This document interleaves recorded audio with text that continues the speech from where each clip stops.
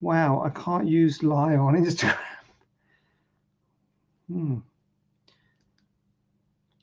Oh, I'm going to take a right.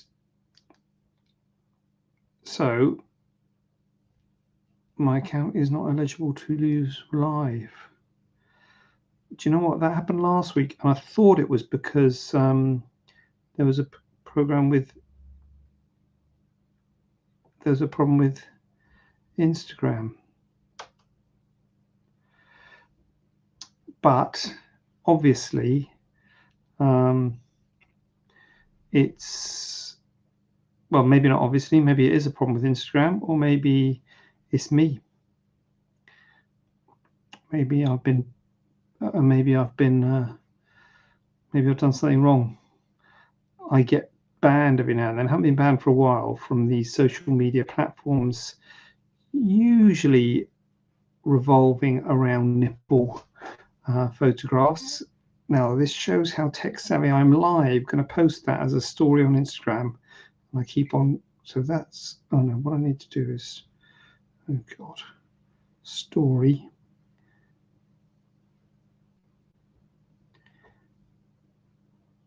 Oh, okay.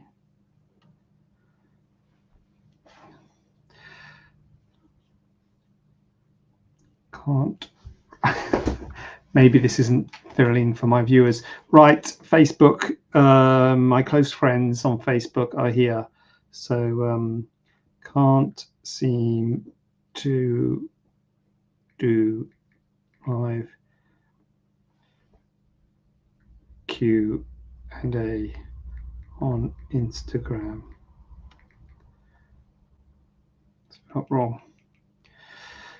So, well, Facebook and YouTube should be working.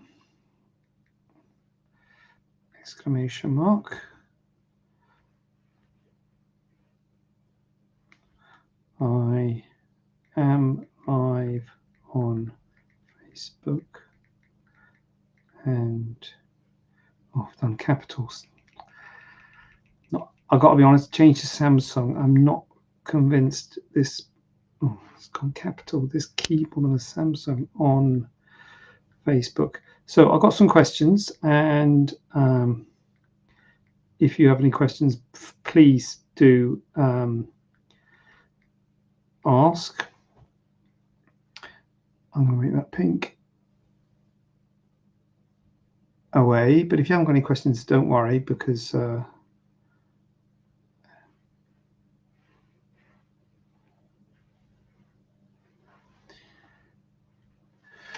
yeah, if you've got any questions, please ask away. If you haven't got any questions, then just listen to what other people have asked. Done.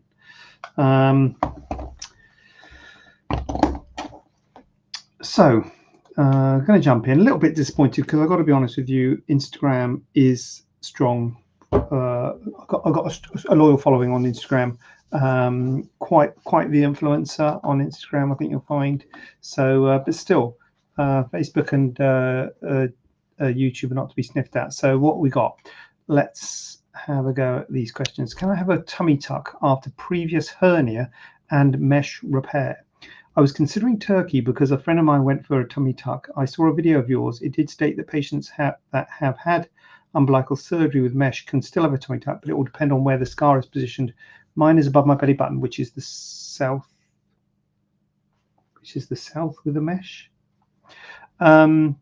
Yeah, so the scar above the belly button's an issue with the tummy tuck. So there's two things, I guess. One is the actual mesh repair, which is what's going on internally, and the other is the fact that you've got a scar on the skin, regardless of what the scar's for. So any scars in the upper abdomen above the tummy tuck are a problem if you're going to have a tummy tuck. In the old days, they used to do gallbladder surgery with a large scar underneath the rib cage called a Cocker's incision.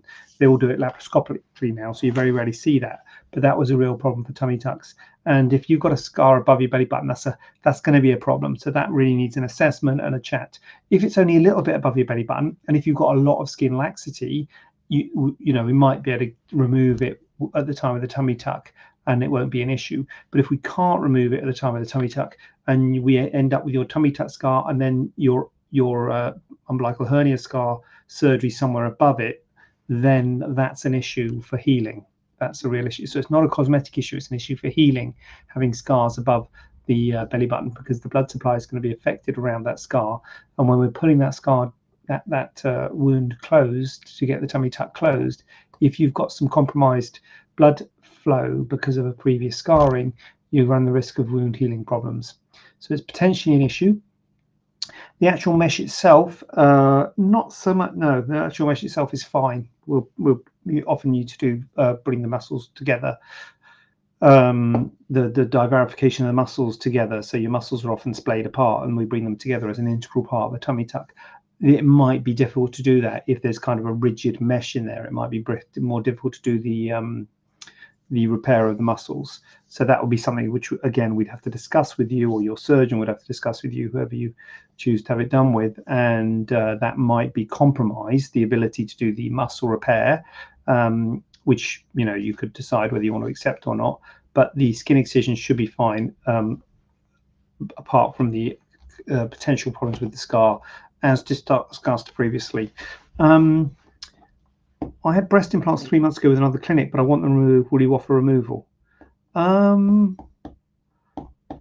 God, put me on the spot here. What should I say? As a rule, we don't. As a rule, we don't do things like that, for two reasons. The first reason is you're always best sticking with your original clinic. Now, I know you might say that they're, you know, there's a problem with them, but you know, you obviously chose them 3 months ago, so there must be something good about them. And it's always best to go with your original clinic, your original surgeon. Not only have they got a vested interest in getting things right for you, so they might give you a discount, or, you know, do things without charge potentially, but also they know exactly what they've done. They know what's gone on in there. So there's many reasons to stay with your original people. But I understand that sometimes people don't want to stay with the original clinic. And as a general rule, we don't like getting involved, certainly in the acute period. And 3 months would kind of still be called the acute period. Acute meaning sort of shortly after the surgery. And I think I would put 3 months down for that as being, you know, normally wait 6, probably 12 months before doing any kind of revision kind of thing.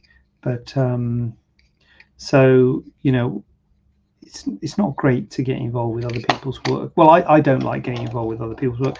Well, I don't like getting involved with anything so much anymore, to be honest with you. I'm doing less of the GA stuff myself. I'm only taking a few patients on, so it might be one of the other surgeons. So I guess we should probably speak to them, how they feel about it. But my feeling is that, I mean, obviously we need to see why you're having them removed. If, you know, if there's a problem and they acutely need to be removed, like, I don't know, infection or something like that, or is it just you don't like the look of them kind of thing? So if it's you don't like the look of them, 3 months is a bit soon. The longer you wait, the better, you know, because it might settle a bit, and also the scarring will be softer and easier to work with. So 6-12 months is kind of ideal, unless there's a sort of reason to do it sooner if you've got a problem. But again, your surgeon or your clinic would be best placed for that. So that's kind of where my first port of call of direction would be. How old do you have to be for the beauty mark removal? Well, for beauty mark removal in general, for the word beauty mark substitute mole, you know, basically beauty marks or beauty spots are usually moles. So moles can be removed at any age.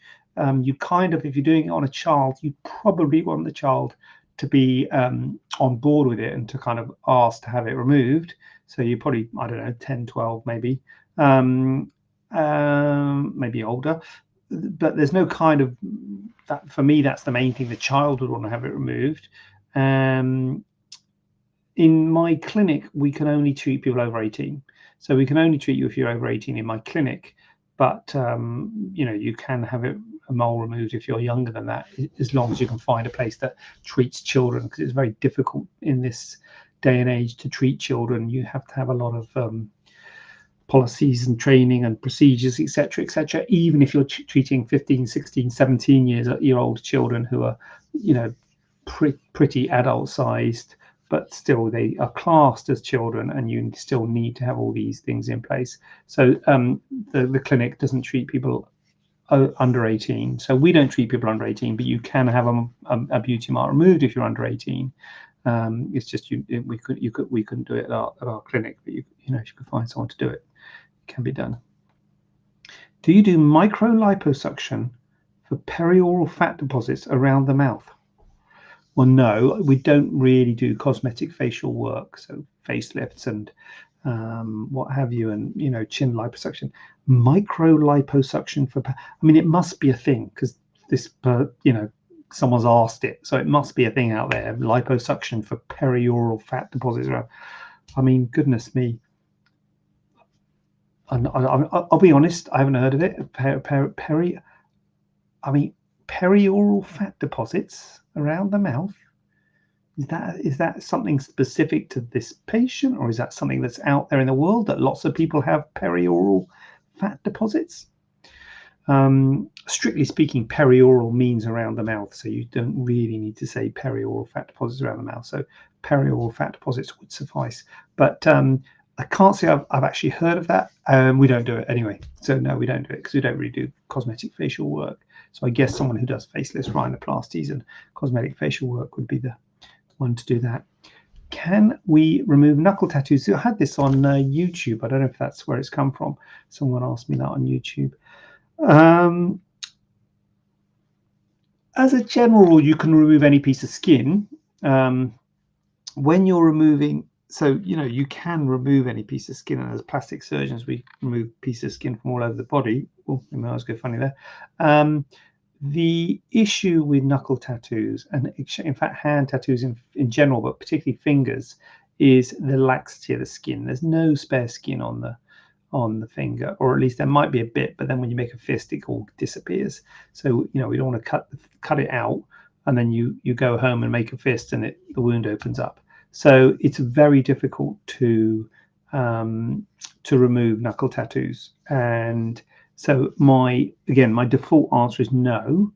You can always send us a photo, we can have a look, and I guess if it's kind of like a linear thing, potentially, but usually they're not linear things. Usually they're letters or things which are sort of end up being sized as a circle, and even though they're small, they are usually not suitable. That's the weird thing about tattoo removal. It's the size, but it's also the location. So actually a small tattoo on the hand we often say no to, but actually a big tattoo on the abdomen, for instance, we might say yes to, because there's a lot more spare skin on the abdomen than there is on the hand. So the hand is a really bad place for excision of tattoos, because of the skin laxity. You need that lax skin, so it's not a great option. As ever, you send us a photo, but if you're asking the question, my initial response would be not tattoos. Knuckle tattoos are not conducive to excision. Why don't you offer pinnaplasty surgery to patients under the age of 18? Literally because the clinic can't treat people under 18. Simple as that. It is not unusual to do pinnaplasty. Pinnaplasty being prominent ear correction.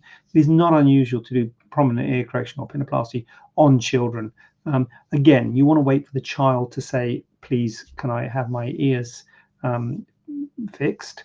You don't do it just because the parents don't like the look of the ears. The child has to request it, and usually sort of 5, 6, 7 is kind of a normal age, I would say, for doing pinnaplasty. So it's, again, utterly reasonable to do pinnaplasty on children, and it is widely performed. But several years ago, when we were going through the process of CQC approval, even though we had a specialist pediatric plastic surgeon, specialist pediatric nurse, there was so much other red tape to go through to get children to be able to treat children, and they made such a small number of the patients we saw at the clinic that we made the decision not to apply to the CQC for approval for treating children. So we haven't got approval at the clinic for treating children. We can only treat people over the age of 18, which is why if you're less than 25 or 21 or but we ask for ID and things like that, because we have to ensure that you're over 18, simply because children, and as I said, you can argue the 16, 17-year-old, whether they are officially a child. Children need the specific requirements of the place where they're being treated, and the doctor who is treating them needs specialist training, and there needs to be special requirements fulfilled in order to be able to treat children. And we have chosen not to go through the process of that. So we personally can't do pinnaplasty on patients under the age of 18, although it can be done. As I say, if you can find a facility and a surgeon who is approved for operating on children, it's quite normal to have pinnaplasty under 18. As I say, 5, 6, 7 is quite normal for pinnaplasty. How come we do not offer special discounts or special offers on our procedures? Well, there's an easy answer to that, and the easy answer to that is that we are members of BARPS and BAPRAS, the Plastic Surgery Association. So there's a couple of plastic surgery associations where fully trained plastic surgeons can be members of, and they have code of conduct, they have ethics, ethical guidance, and so it's completely contravening that. For a start off to do a special offer or discounts. But secondary to that, it's just not good practice. It's not good medicine. At the end of the day, although plastic surgery and cosmetic surgery is kind of lumped into a cosmetic-y kind of like hairdresser type procedure, it is a surgical procedure, just like a hernia repair or a hip replacement or a cataract. These are all surgical procedures, and so if you need a surgical procedure, you go and see a doctor, see if you're assessed for the surgical procedure, you look at the risks, you look at the benefits, and you make a balanced decision, which is what informed consent is all about. And it is wrong to try and incentivize people to have a surgical procedure. You wouldn't expect it for your hip replacement or your cataract or your hernia. You wouldn't expect them to say, oh, have your open heart surgery this month and we'll do you a £500 discount. If you need open heart surgery, you need open heart surgery. If you don't, you don't. And as I say, it's about weighing up the pros and cons. And so medical procedures should not be given discounts or special offers. It is not the thing to do, and it's not really in keeping with what we're all about at the clinic. We're about looking after patients, giving the best service that we possibly can. We're not kind of trying to be the budget area of the plastic surgery world. We're trying to be the service and aftercare area of the plastic surgery world, where we will look after you and we'll do everything we can to give you the best result possible. And the whole concept of discounts and special offers are not in line with that. And to be honest with you, I'm really happy that we don't, and we haven't, and we never have, because I don't know what would happen if you did and then someone didn't ask for a special offer or something, because some say, oh, discount for cash. I feel like saying discount for cash. I want to pay more for cash. Cash is a nightmare. But what if we did give a discount to someone and then they spoke to someone else who hadn't had a discount? And it's like, well, that doesn't look good, does it? Oh, I asked for this and that. So it makes it easier for the team. It makes it easier for Amy and Nicola and all the people in the office, because if someone asks, we say, look, really sorry, we can't and we don't offer any inducements or special offers. So yeah, it kind of makes it a lot easier from the staff point of view. They don't have to say, oh, hold on a minute, I'll go and speak to the manager, like when you go to Tottenham Court Road and I don't know if they still do it, they come back with a calculator, or used car salesman, they say, oh, let me speak to the manager, and they walk back in again with a calculator. I can do it for none of that. The price is the price. It's we were very much encouraged to be transparent with pricing, which is why we offer WhatsApp and what have you for people with moles and cysts and things, because we always say from, and tattoos is classic. The price is from, and we say, hold on a minute, what's this from thing? And we're like, well, that's because it depends on the size and what have you. So we will, if you can send us a photo on WhatsApp, and we can give you a more accurate idea of price, because we don't want you to come in and then upsell you, and say it's going to be like this and upsell it a load of money, which I think is what people think we're going to do. So we will try and be as transparent as we possibly can. So look, just send us a photo. We'll tell you if it's a go or not, and if it is a go, how much it's going to cost. So we don't have to waste your time. Just whether it's worth you coming or not. and that also ties in with the see and treat service we do for the moles and the cysts, because if we've already seen it and we think, yeah, it's a goer, if you want it done, you can come and have it done on the same day if you want. Again, there's no hard sell on that. If you change your mind on the day, that's fine. Lynn's got a question. What you got, Lynn? How much is your consultation? Do you offer finance? Consultation is, well, I guess it depends on what you're having done, Lynn, because for minor ops, you can do a £35 sort of virtual consultation, or you can just come in for a see and treat, which is a £100 deposit, but you get that back if you don't have the see and treat. That's for mole, cysts, tattoos, things like that. But if it's a bigger procedure with a consultation with a surgeon, it's £100 for the other surgeons. I'm doing only a few people a year myself, so most people are being seen by other surgeons, and I think it's a pretty basic question, isn't it? I'm pretty sure it's £100. Almost certain it's £100. Do you offer finance? No, we don't. We used to through the hospitals. We used to offer finance. The hospital we work at now doesn't offer finance, and so we looked at offering finance ourselves. But the problem we found was that we couldn't beat the high street. Basically, you got a money saving expert, I don't know, whatever, or some a website, and you look at finance that's offered in the high street, and it's much better than what we could do. So we just thought, well, it's no point, because we couldn't give as good a deal as those do. So we don't now, because the hospitals don't, and we couldn't beat those. So we have looked at it on and off, and we looked at it the other day as well, actually, because people often ask for it. So it's obviously a thing, isn't it? People want, because I think it will make things streamlined, but we don't at the moment. The simple answer is no, Lynn. We do not offer finance. So sorry about that. I hope that's not a deal breaker. Right, so that's what we need. That's the sort of publicity we need. Lynn commenting, well done, Lynn. Thanks for keeping the figures up. Well, that's me. If you watching this from Instagram, apologies for the lack of Instagram. It's not you. If anyone knows anything about Instagram, help me, because I'm saying it's not. I don't know if I've breached Instagram's terms and conditions. I wouldn't be at all surprised if I have. But they haven't told me that I have, not knowingly. Usually they send me an automated email saying I've breached something or other. Here we go. Can I send a picture of the scar at the top of my belly on WhatsApp? Of course you can. Oh, are you the tummy tuck with the scar above the belly? Of course you can, Lynn. Do you know how to do that, Lynn? Because if you don't, I can put the link in the thing. Just put what you put in this. Is it for scar revision, or is it because you're thinking of having a tummy tuck and you're wondering if the scar is a problem? Just so we know which what we're commenting on the scar for. I'm just gonna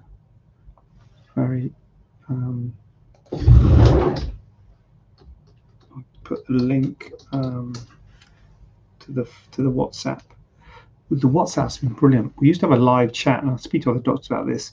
But it was just really frustrating when we missed the live chat. So I was on holiday, and I saw this website, and it had a WhatsApp button on it. I thought, that's a good idea. WhatsApp feels sort of less intrusive than the live chat. And I came home and I changed our live chat to WhatsApp, and it's been brilliant, absolutely brilliant. So you can send us a photo on WhatsApp. So of course you can send us a photo on WhatsApp. That link worked? No log. There you go. It's come up twice. Yeah. So that's the for the tummy tuck. Yeah, send us a photo on WhatsApp, Lynn, and we'll have a look and give you. That's a link. I don't know if that works. It's a hyperlink, but you click on that link or put that in your web browser or in your phone or something, and it will go to our WhatsApp. That's basically the phone number. That's basically how it works. But yeah, send us a photo, Lynn, and we'll basically have a look. It's not 100% on photographs, because there's no substitute to seeing someone, but it gives us an idea about whether we'll be able to do the tummy tuck, which will again save you having to come if it's a complete no-go. But also what I would say is Lynn, if it comes to the situation that we say, yes, we think it's possible, please do come, and then we charge you whatever we're going to charge you, let's say it's £100. I think it is £100 for a consultation. And then you come for a consultation and we say, oh, actually, no, I don't think it's a goer. We'll give you £100 back. Okay, so don't worry. We don't really make money from the consultations.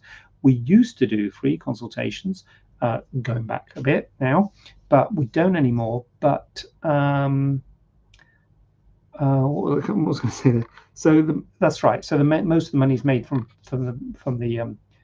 the operation. So we're not trying to make money on the consultation, really. We're just doing that to save DNAs. I think that's what I was going to say. Yeah, but which did not arrive. People often don't arrive when you do things on when you do free ones. It was very inefficient. That was the main. To just you and me, that was kind of the main reason for not doing free anymore, because I think people. Well, I know people don't kind of value it as much, and so they didn't arrive. So we don't do free ones anymore. But we do say to you, if you come and you want some enormous breast implants, or you're not suitable for a tummy tuck, or you're not suitable for surgery for whatever reason, we'll give you the money back. So you don't, because people think, I'm not paying all this money, and then they're going to say they can't do it. So I say, yeah, that's fine. We'll give you the money back. So yeah, thanks, Lynn. That's certainly boosted the comments on this. Thank you for that, Lynn. But I'll look out for the photo. Just have a look to see if you are see how much of an issue the tummy tuck scar is going to be. But that's the other thing, as I said to you, Lynn, it might splint the rectus muscle repair as well. The mesh might make it more difficult for us to repair your muscles, but we can certainly talk to you about that in the clinic. So yeah, thanks for getting in touch. Jolly good of you to get in touch. Yeah, questions now. So if Lynn or anyone else has got anything, then please do feel free to ask me. But in the absence of anything, I will be back next week. It must be due for a holiday soon. Are we due for a holiday? Is it half term or anything? Or have we had half term? Easter? Is it Easter next week? Anyway, if it's not a half term or Easter or anything, I'll be here next week, which I don't think it is. So I probably will be here next week. So in that case, I'll see you next Tuesday, and have a lovely week. Have a lovely evening. And who knows, maybe Instagram will be working next week, and my Instagram followers, they must be missing me terribly. Will be there. But anyway, we've got the Facebook and YouTube team, so thanks for viewing in, Lynn, basically. Thanks, Lynn. All right, then, take it easy. Bye.